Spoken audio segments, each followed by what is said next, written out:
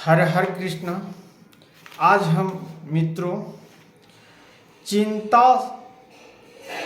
शौक कैसे मिटाए। चिंता हर प्राणी को आज खा रही है। जैसे कि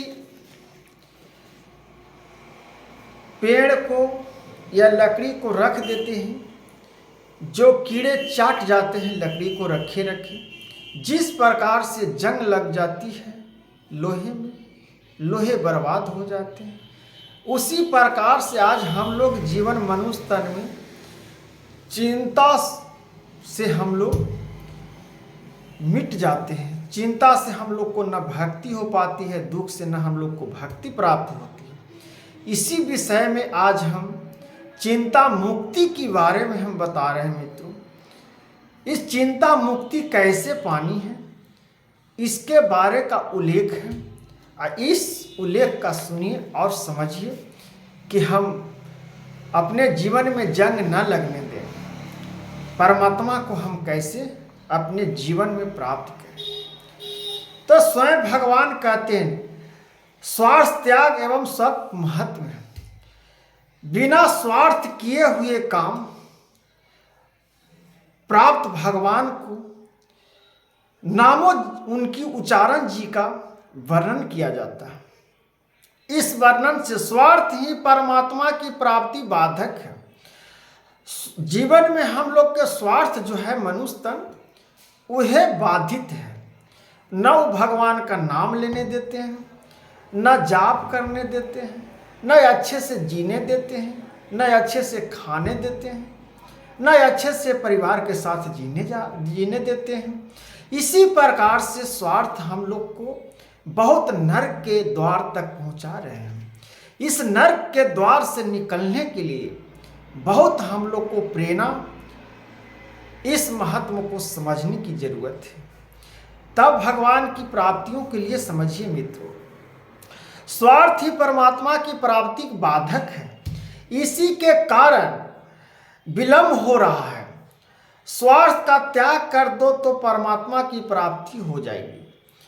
अपना स्वार्थ को त्याग देगी तो परमात्मा आपकी प्राप्ति हो जाएगी। भगवान स्वयं कह रहे हैं कि आप के अंदर में जितना बुराया है, जितना लालची आपका रूप में बना हुआ है, वो आप त्याग दीजिए। जब वो त्याग दीजिएगा परमात्मा आपका स्वयं मिल जाएंगे।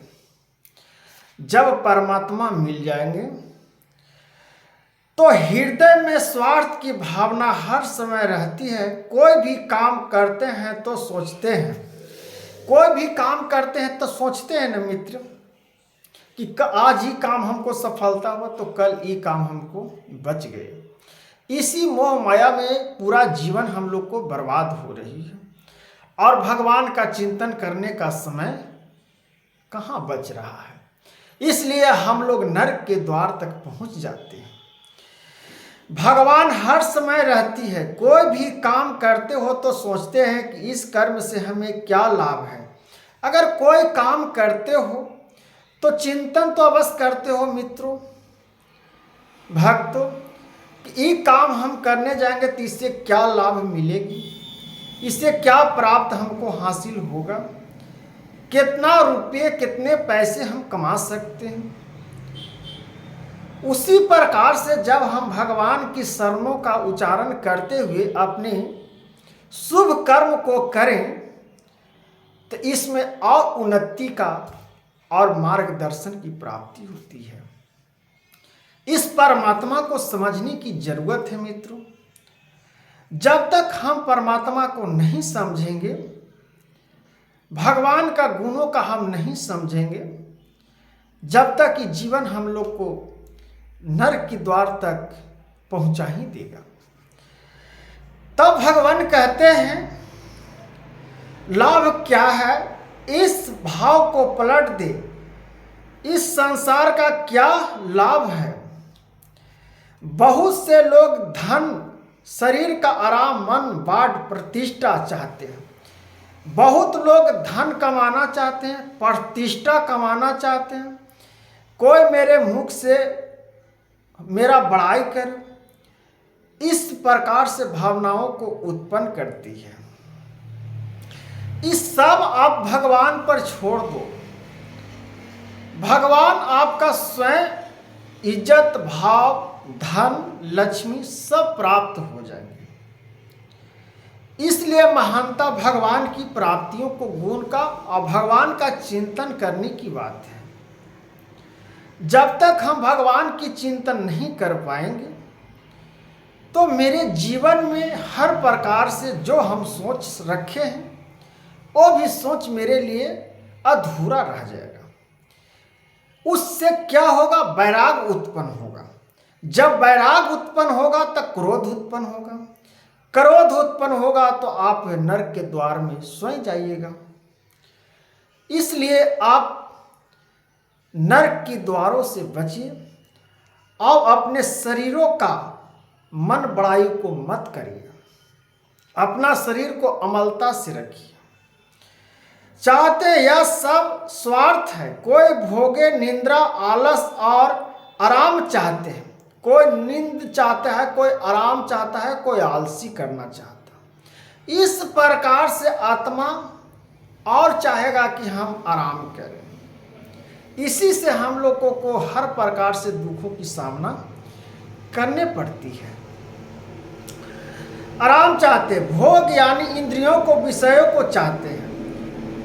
इंद्रियों में, स्त्रियों में मन लग जाती है। स्त्रियों को भोगने का इच्छा प्राप्त हो जाती है। इस प्रकार से सबको त्यागने की आवश्यकता पड़ती है।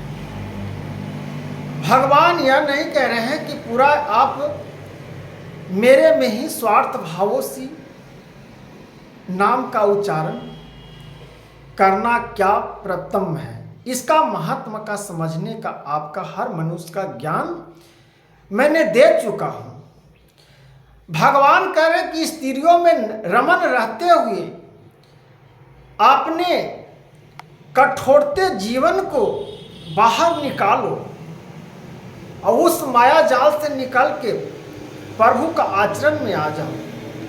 प्रभु को जब शरणों में आ जाएंगे, चरणों में आ जाएंगे, वो सब हम लोग को प्राप्त हो जाएंगे।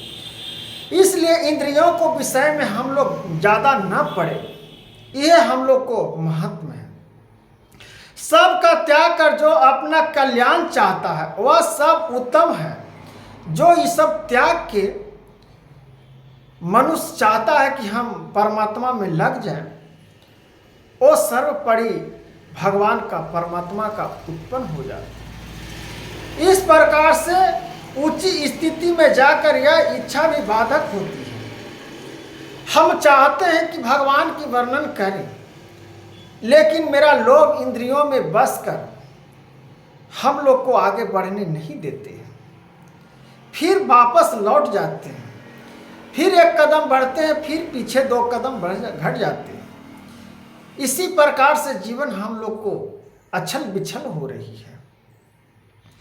इच्छा पवित्र है, इच्छा पवित्र है, पर हाँ तो इच्छा ही, इस इच्छा का त्याग करने में मुक्ति या भगवान शीघ्र मिलते हैं। इच्छा को त्यागना ही भगवान प्राप्त मिलते हैं। आज मान लिया कि हमको अरबपति, करोड़पति बनना है, लाखपति बनना है, सोचे सोचे तो नहीं बनेगा। उसके लिए तो आपको काम करना पड़ेगा, परिश्रम करना पड़ेगा। मार्ग आपको कोई रास्ता बताने वाला मिलेगा, तब तो आप बनिएगा। इसलिए जीवन में भगवान का नाम लेते हुए आगे की ओर बढ़ते चलिए। इसी में कल्याण है और इसी में जीवन का परमात्मा तत्व है। तब इच्छा त्याग कर मुक्ति भगवान शीघ्र मिलते हैं। ऐसी भावना रखने पर इसमें भी तो इच्छा रही, इसमें भावना रखने में तो भगवान का इच्छा रही। भगवान का इच्छा नाम लेते हुए इस प्रकार से आप स्मरण कर सकते हो। कोई दिक्कत यहाँ पे नहीं आ रही है। संसार में वैराग होकर भगवान में प्रेम हो, यह अच्छी इच्छा है। संसार में रहते हुए भी भगवान का नाम का उच्चारण करते हो, ये अच्छी बात है। यह हम लोग को मोक्ष के और मुक्ति का मार्ग है, इच्छा है। साधनिक वृत्ति की इच्छा में आपत्ति नहीं है, निरंतर साधन ही करते रहो। इसलिए साधन ही करते रहो और भगवान का गुणों का नाम उच्चारण करते रहो। तो राधे राधे मित्रों, हरे कृष्ण।